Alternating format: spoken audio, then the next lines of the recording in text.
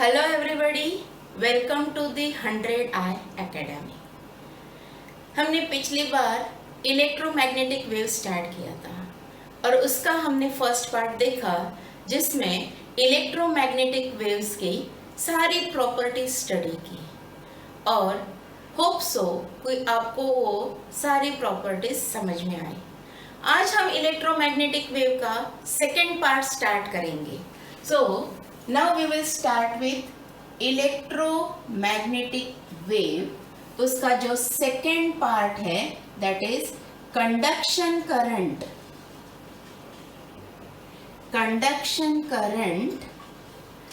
and displacement current।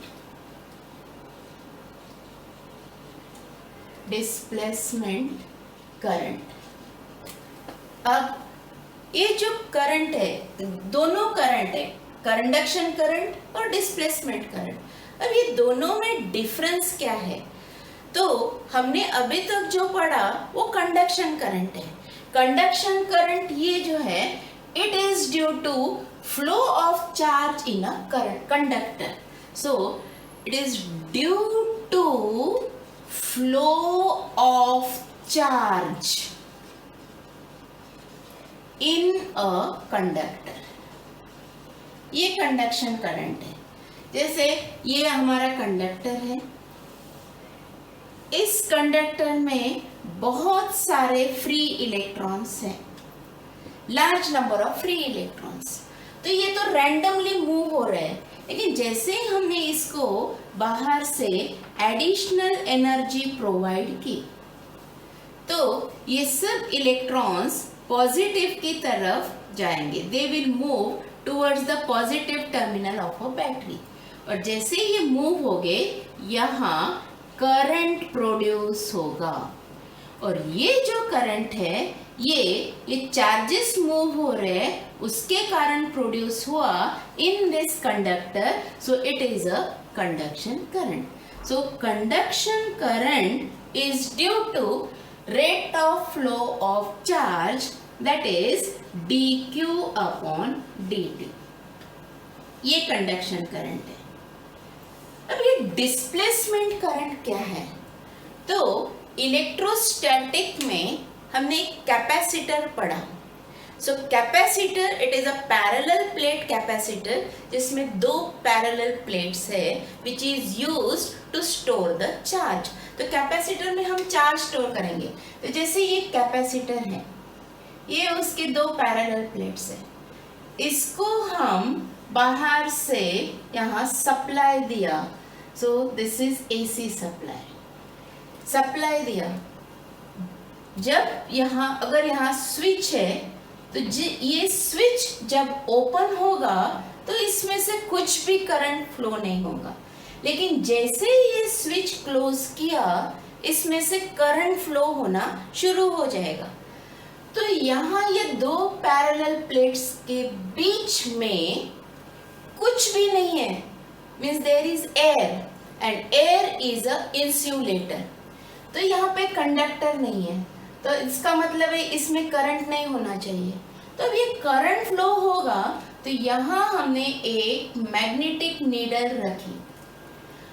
तो ऐसे observe हुआ कि जैसे ये स्विच क्लोज किया तो ये मैग्नेटिक नीडल डिफ्लेक्ट हो रही है।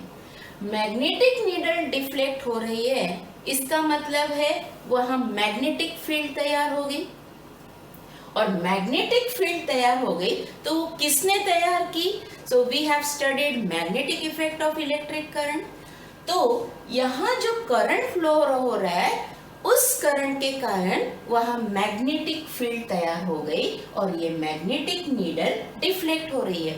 तो वो जो करंट है वो ये वायर में से फ्लो हो रहा है, कंडक्टर में से फ्लो हो रहा है, तो उसको हम कंडक्शन करंट कहेंगे। तो यहाँ जो करंट है वो है कंडक्शन करंट। अब इस नीडल को जब यहाँ रखा तो यहाँ भी वो नीडल डिफ्लेक्ट हो रही है, इसका मतलब है यहाँ भी मैग्नेटिक फील्ड तैयार होगी। मैग्नेटिक फील्ड है तो यहाँ भी करंट है और ये एक कंडक्टर है, that is a wire, so here the current is again conduction current, that is IC.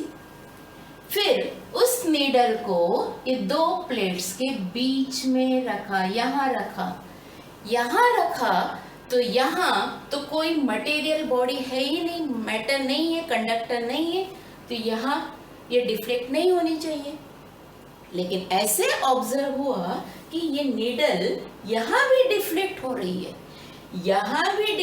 रही है, मतलब यहाँ मैग्नेटिक फील्ड है, और वो जो मैग्नेटिक फील्ड है उसको तैयार किया है किसी करंट ने, तो उस करंट को नाम दिया displacement current, that is ID.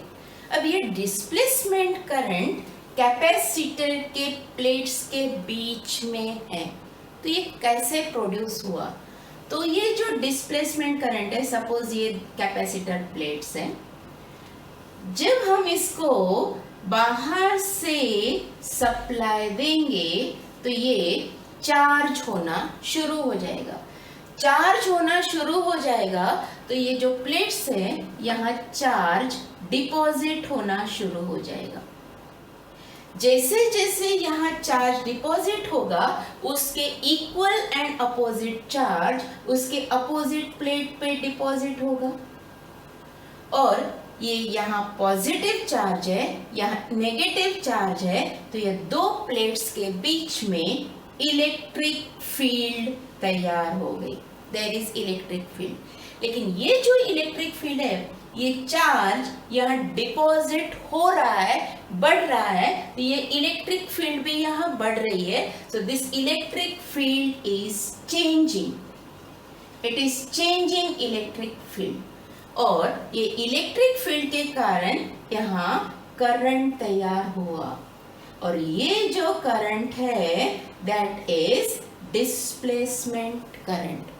तो हम बोलेंगे ये जो डिस्प्लेसमेंट करंट है, it is due to changing electric field, so displacement current is proportional to rate of change of electric field dE/dt, और इसको हम ऐसे लिखेंगे, deflection current is equal to epsilon naught d phi by dt।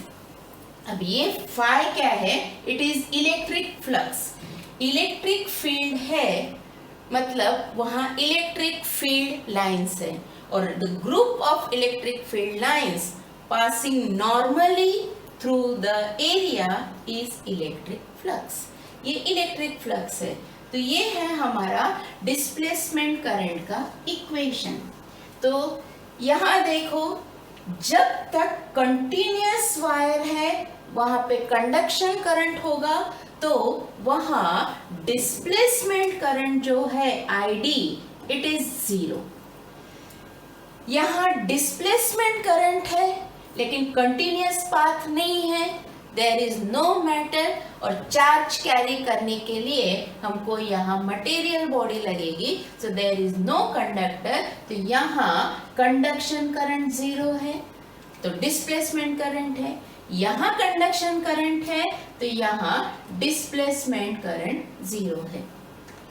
तो ये पूरे circuit में हमको क्या दिखता है? इधर कंडक्शन करंट है तो डिस्प्लेसमेंट नहीं, यहाँ डिस्प्लेसमेंट करंट है तो कंडक्शन करंट नहीं। So in this complete circuit the total current is conduction current plus displacement current, और ये दोनों को लेकर अब ये टोटल करंट हुआ, सर्किट में से फ्लो हो रहा है। अब इससे हमको एम्पियर सर्किटल लॉ मॉडिफाई हो गया ये करंट के इक्वेशन के कारण। लेकिन अब ये जो कैपेसिटर है, कैपेसिटर की प्रॉपर्टी है it is used to store the charge. तो जैसे हम यहाँ पे उसको चार्ज करेंगे तो चार्ज डिपॉजिट होगा, and that charge is Q equal to C into V. V is the potential, C is the capacitance of this capacitor. तो जो कैपेसिटर लिया उसका कैपेसिटेंस कांस्टेंट रहता है। तो ये जो इक्वेशन है हम इसको डिफरेंशिएट करेंगे। So differentiating this equation with respect to time, so dq upon dt, ये c कांस्टेंट है तो ये ऐसे ही रखेंगे, that will become dv upon dt। लेकिन dq upon dt, this is nothing but it is a conduction current. So we can write conduction current equal to, in terms of capacitance, हम ये conduction current कैसे लिखेंगे? IC equal to C dV upon dt। तो यहाँ हमको ये जो circuit हमने लिया या कंडक्शन करंट का इक्वेशन है C dV अपॉन dt, यहाँ जो पोटेंशियल अप्लाई किया है, और ये जो डिस्प्लेसमेंट करंट है that is epsilon naught d phi e upon dt। और ये एप्सिलॉन नॉट हमने इलेक्ट्रोस्टैटिक में भी स्टडी किया और इलेक्ट्रोमैग्नेटिक वेव में भी बताया था। It is electric permittivity of free space which is constant all over the universe. So this is conduction current और displacement current। अब ये दो करंट को लेकर हम एम्पियर सर्किटल लॉ मॉडिफाई करेंगे। So next we will see ampere circuital law.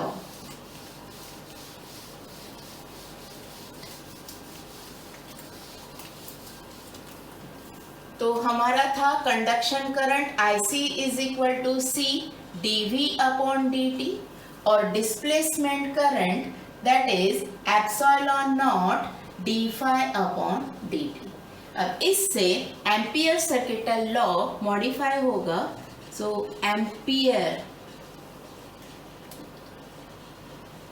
Circuital law, अब ये लॉ क्या बताता है? यहाँ जो सर्किट है उसमें से ampere, it is related with current. तो उस सर्किट में से करंट फ्लो हो रहा है और करंट फ्लो हो रहा है, so it is flowing through a closed loop. अब ये करंट मैग्नेटिक फील्ड तैयार करता है, मैग्नेटिक फील्ड तैयार करता है। तो ये एम्पियर सर्किटल लॉ आपको करंट और मैग्नेटिक फील्ड का रिलेशन दिखाएगा, ये दोनों का रिलेशन दिखाएगा।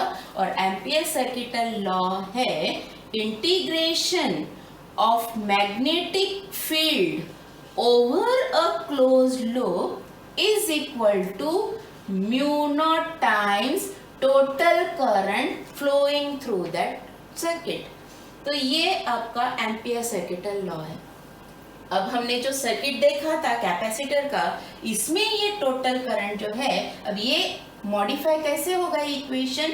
सो म्यू नॉट, यहाँ टोटल करंट का इक्वेशन लिखो, that is IC plus ID, IC plus ID which is equal to mu naught in the bracket C dV upon dt plus epsilon naught d phi e upon dt. So this is modified ampere circuital law. ये modified ampere circuital law है। अब जो हमने capacitor का circuit देखा था, तो यहाँ कंडक्शन करंट है तो डिस्प्लेसमेंट नहीं, यहाँ डिस्प्लेसमेंट करंट है तो कंडक्शन करंट नहीं।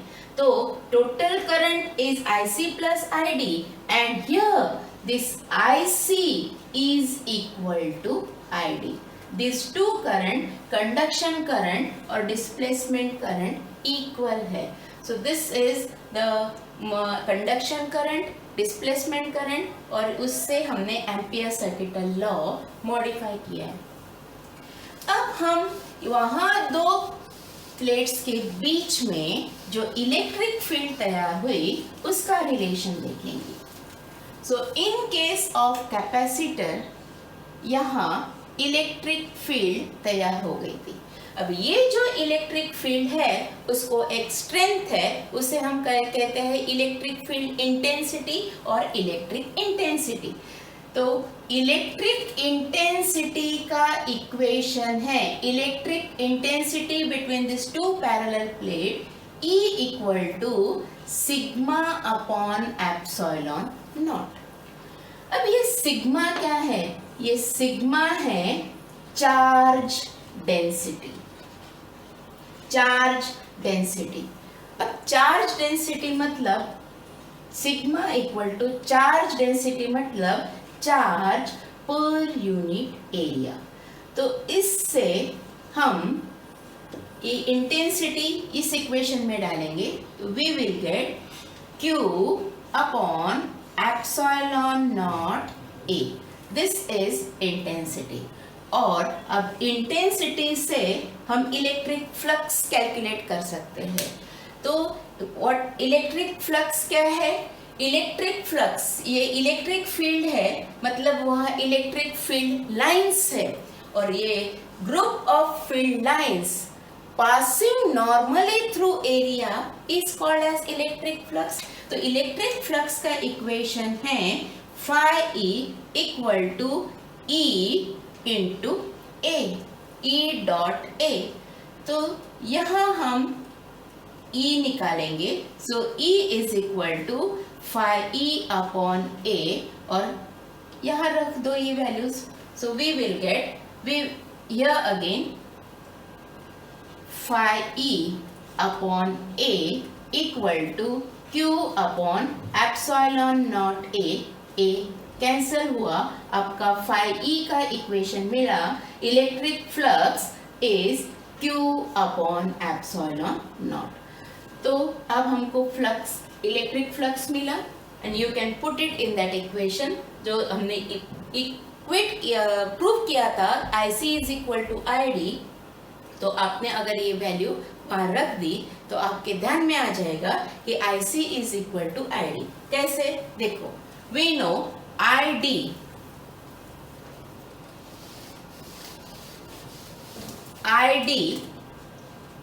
Is epsilon naught d phi upon dt। अब ये यहाँ वैल्यू रख दी तो ये होगा epsilon not dq upon dt, और ये जो एप्सिलॉन नॉट है ये तो कांस्टेंट रहता, तो ये कैंसिल हो गया, और dq upon dt is nothing but IC। तो यहाँ प्रूव हो गया ID is equal to IC। So it is proved. तो ये इक्वेशन है। अब इससे हम और एक पॉइंट डिस्कस करेंगे, that is average density of electric field and average density of magnetic field in electromagnetic wave. So one of the point is average density of electric field. Average density of electric field is given as UE equal to half epsilon naught E RMS square।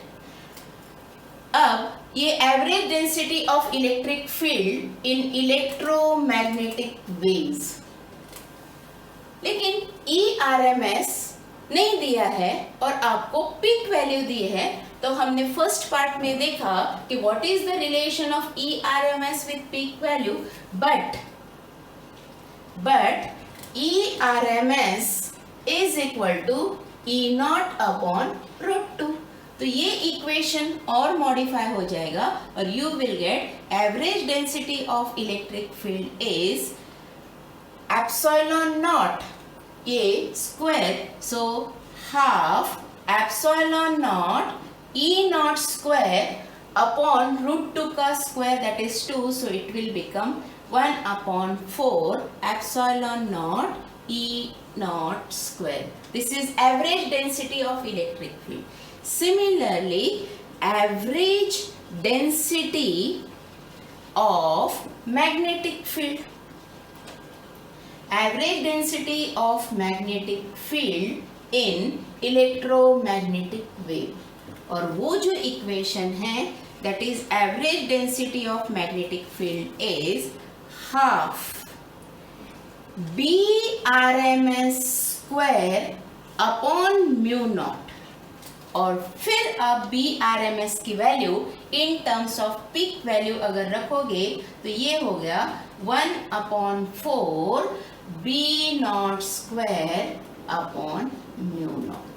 So this is the equation of average density of electric and magnetic field in electromagnetic wave. तो हमने electromagnetic wave का second part देखा, that is conduction current, displacement current, all these average densities. So thank you so much.